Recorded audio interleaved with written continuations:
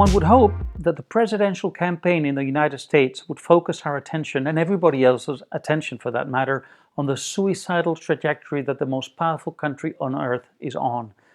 And if we did focus on this, we would realize soon that nothing, not immigration, not foreign policy, not any other issue is more urgent, more desperate and burning than a fiscal and monetary calamity that has already caused damage to millions of middle-class Americans and will cause much more suffering in the future.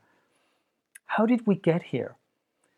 Well, I should start perhaps by recalling what Isaiah Berlin, one of the greatest philosophers of liberty of the 20th century, firmly believed: that not all values and objectives and pursuits are compatible with each other, and that if you pursue certain goals, you necessarily have to sacrifice others, and oftentimes by forgetting this, you end up achieving nothing.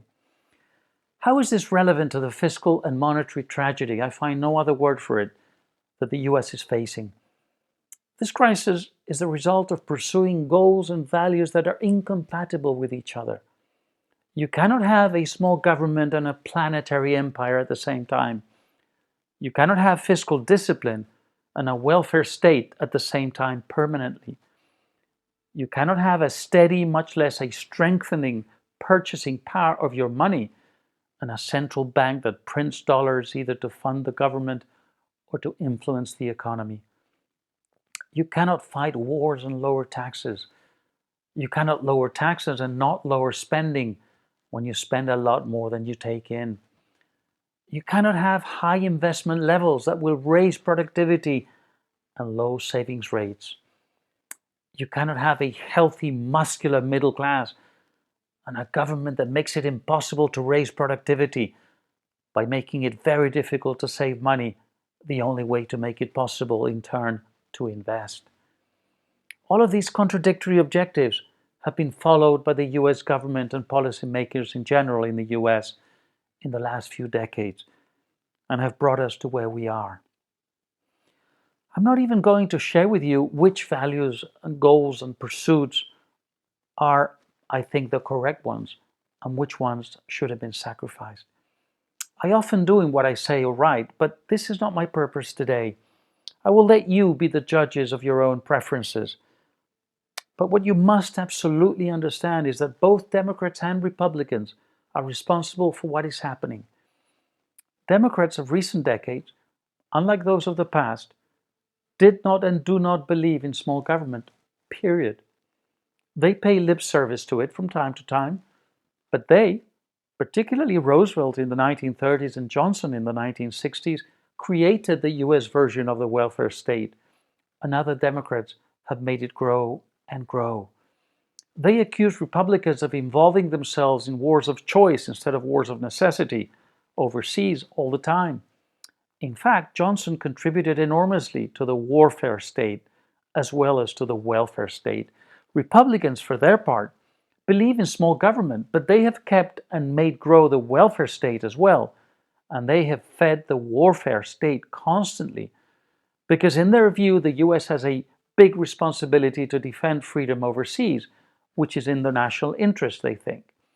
So what we have is a welfare state and a warfare state that are simply incompatible with small government.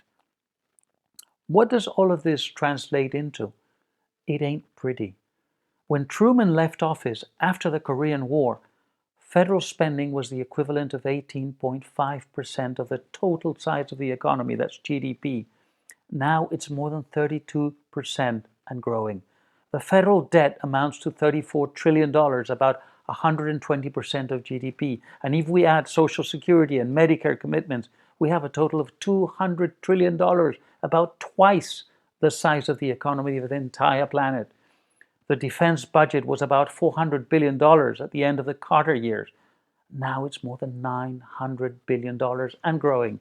No wonder since 2002, the average fiscal deficit has been about 5% of GDP and has outrun economic growth. But there's more. Since 1971, when Nixon ended what was left of the gold standard, the dollar has lost 98% of its value, 98. Since the year 2000, it's been reduced by 45%. 1 year, $2,000 is now worth 55 cents. Against all appearances, when the government spends too much money and prints dollars maniacally, it benefits only the rich and hurts the poor, which is why in 1989, the wealth ratio between the top 1% of US households and the bottom 50% was 309 to 1. Now it's 615 to 1. No wonder demagogic populism and nationalism have poisoned the body politic and other parts of society in recent years. I don't know that any of this is reversible. It may or may not be too late. But I do know that no issue should be more central to the US presidential campaign, that today's leaders owe it to future generations to at least work their guts out trying, and that it is not the first time in history that a large empire begins to decline because of overreach, that is, pursuing incompatible values and goals.